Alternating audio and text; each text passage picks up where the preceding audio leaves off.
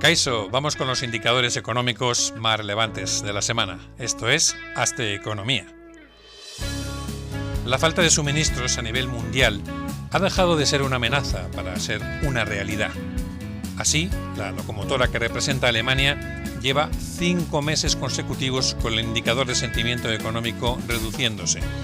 Veremos cómo evoluciona, pero pintan bastos. De momento, no se altera la confianza de las empresas vascas, que aumentó al inicio de este cuarto trimestre. No hablamos de cifras contantes y sonantes, sino de impresiones.